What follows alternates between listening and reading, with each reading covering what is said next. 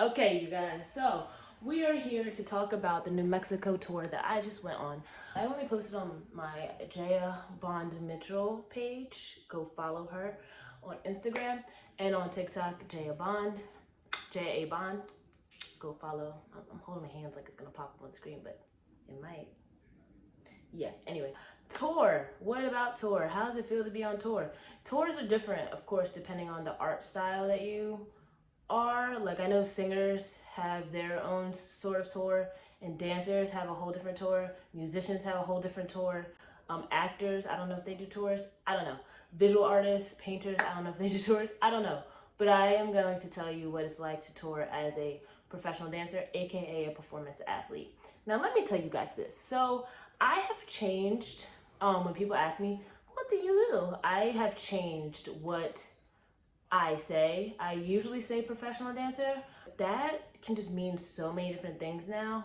Not that that's a bad thing, but I am a specific type of dancer that I kind of want people to know about. I feel like my style of dance isn't as common as like hip hop dancers or more commercial style dancers like the jazz or like Broadway dancers.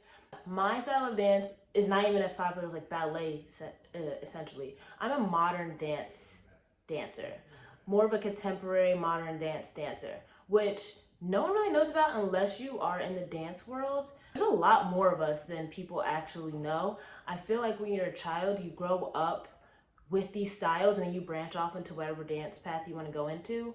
But it's like not super uncommon. I have a lot of friends that do what I do, of course, because I'm in the field. But it's really interesting how like strangers or people that just don't know dance, don't really know anything about it. It's either always, when I say, hi, I'm a professional dancer. Oh, are you a hip hop dancer? Especially in LA. Are you a hip hop dancer? I'm like, I mean, I can, but no. And it's like, oh, like ballet? And it's like, closer, but no.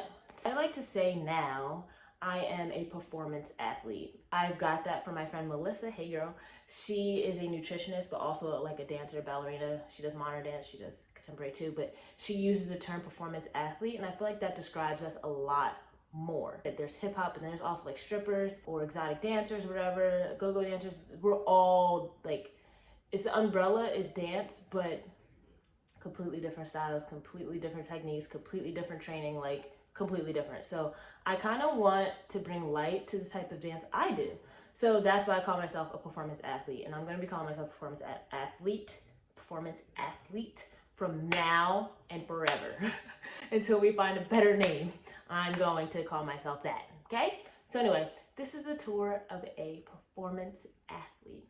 For those who don't know, my name is Jaya Bond Mitchell, and I am a performance athlete. This tour is with a dance company that I am in. It's called Dana Tysoon Burgess Dance Company, and we went to New Mexico for a book signing tour, which is because my director, Dana Tysoon Burgess, who the company's named after and who runs the company, and he's the director, he just made a book. And actually, I want to show you guys that book. Give me a second. Okay, so this is the book. It's called Chino and the Dance of the Butterfly. And that's him. Look at Dana. That's him when he was younger, in his younger days. And yeah, he pretty much wrote a memoir about his life. And so we were on tour for this book. He was going around in New Mexico, where he's from, and he was signing books. I've never been to New Mexico. Being in Cali now, I'm like kind of used to the scenery around here, like the palm trees and the mountains. However, New Mexico is flat. It's very desert-ish, dry looking, like very, very flat. But the culture there is amazing. Like, I'm native, part native, whatever, Lenape, and over here is a different type of Native American tribes, of course, but their culture is like preserved there. I'm saying here like I'm in New Mexico now, I'm not. But it's more preserved. Like, you can see their stuff. They sell jewelry, which I'm gonna get into, their homes, and like the art, and like all of the art and all of the architecture and things like that. It's just like, wow, I've never been in a place where there's so much Native American history that is like preserved there, which is like so nice to see, because you don't see it really anywhere else, and at least I haven't been anywhere else where I see it that distinct. We arrived to our first hotel, which was super, super nice. The people, oh my gosh, the people that worked at that hotel were they were the kindest people I've ever met or I've ever worked with or ever encountered in a like hotel setting. They were so sweet. Like every single thing that you ever asked them for or you needed them for, they showed up above and beyond. Like down to the food, down to just everything. Like I didn't even know where my room was. A person that was cleaning another room, she stopped what she was doing and walked me. And mind you, like this hotel's in multiple buildings. She walked me to my room, and I was just like, I didn't need you to do that, but oh my god, thank you. She was so nice. So yeah, so we went to our hotel. It was super, super nice. And on the first night when we arrived, I flew into Albuquerque, but we drove to Santa Fe because that's where the beginning of the book tour started. I went to tour I did half a tour, so I only did the second half, which was more Albuquerque than Santa Fe. But we did get to spend a night in Santa Fe and watch our fellow dance colleagues, dance friends, dance in it was like an art exhibit. Yeah, they got to perform in like an art exhibit. So all the rest of the dancers that came in the second half of the tour, we were able to go and watch them dance, which was really, really nice. We went to the Lou Allen galleries. Everything about it was just like super, super nice, super, super quaint, small space, but like dynamic with the way that they laid out the space. And also I only went on one floor. So this is all my opinion of one floor, okay? I think there was like maybe another floor because I saw like my dance friends at the top. So I think there's more up there, but the floor I was on was super, super pretty, super, super nice. After we went to go get some food, and we're all used to city life. Like I moved from the DC area. A lot of them live in DC, and then now I'm in Cali, I'm in LA. So like we're used to like stores being open until at least 12 o'clock, especially on like a Friday or whatever, a Thursday, whatever. We're used to it being open late, but there, no.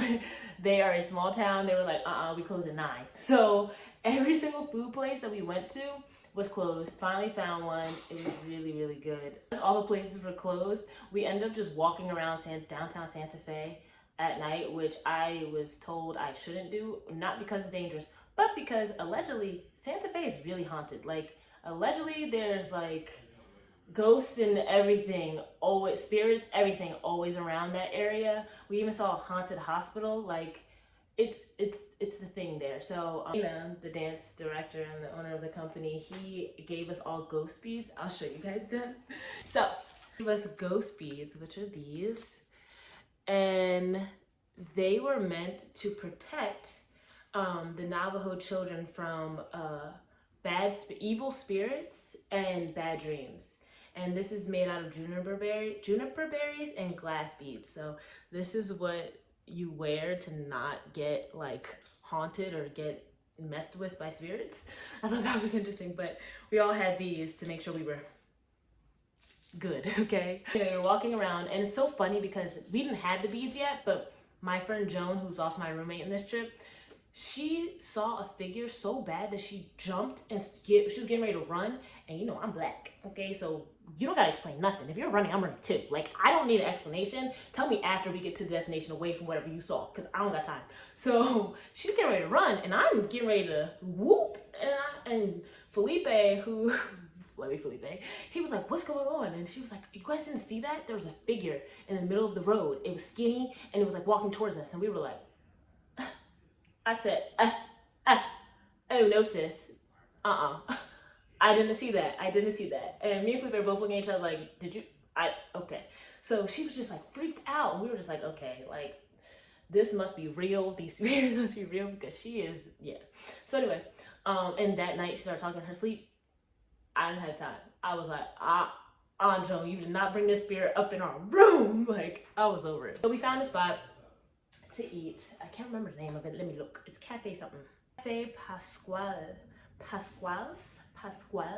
I don't know. But it was actually it's a famous restaurant, and we had no idea.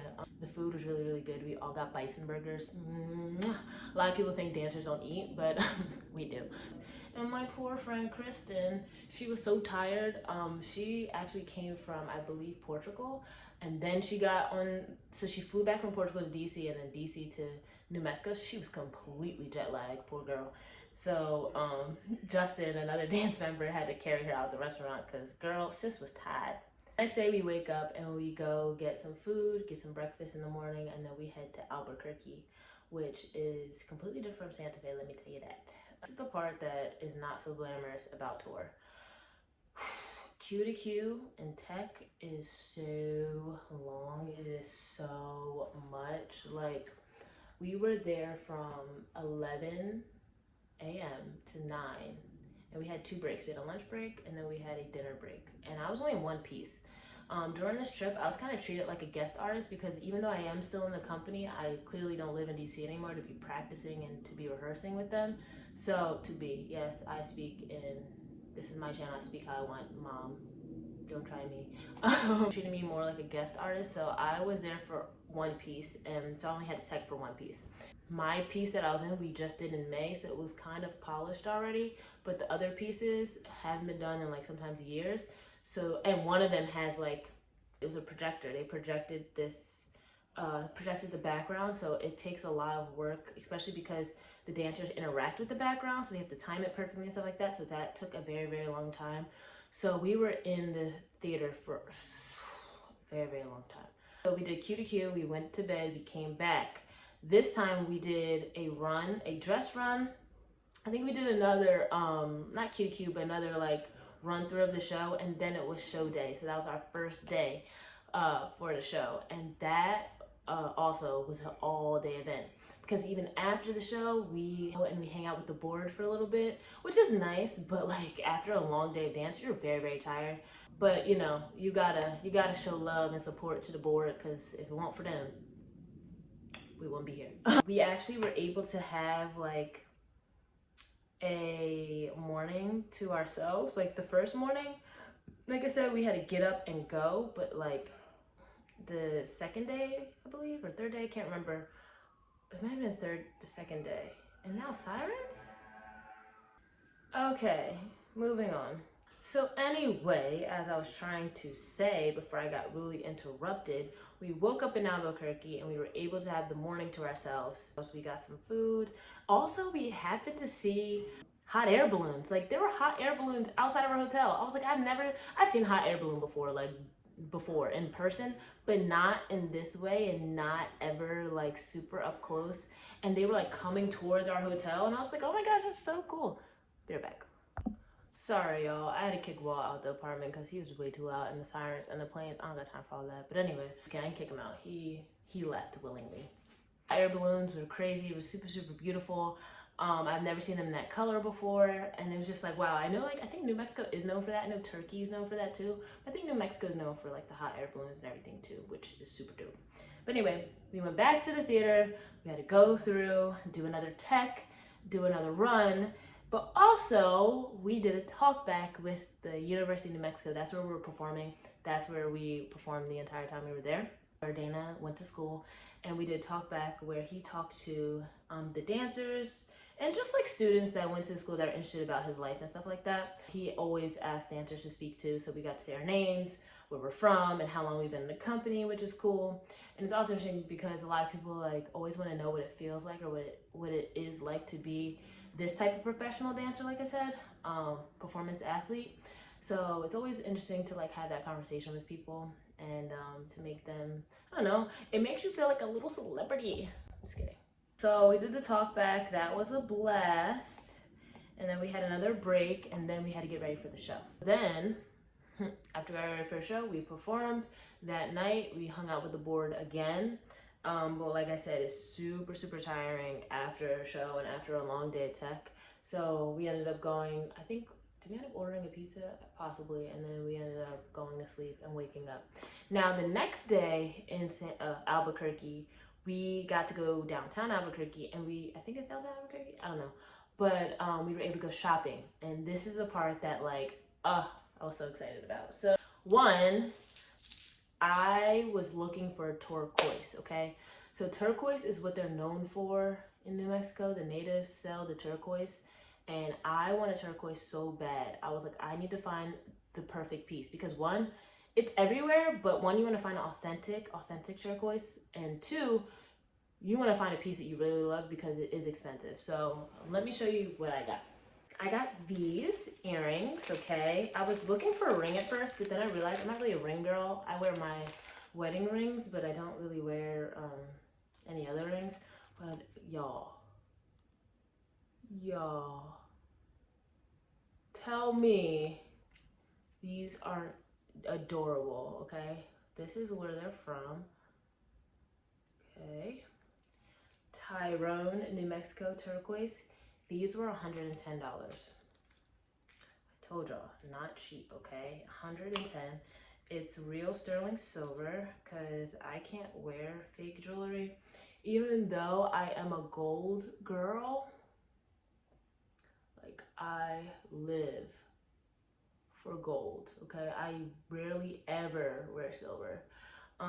That's the only, really the most common, I guess, that they make it in. I remember the first time I ever saw turquoise was my mom and dad. I think they went to Arizona, maybe, I think.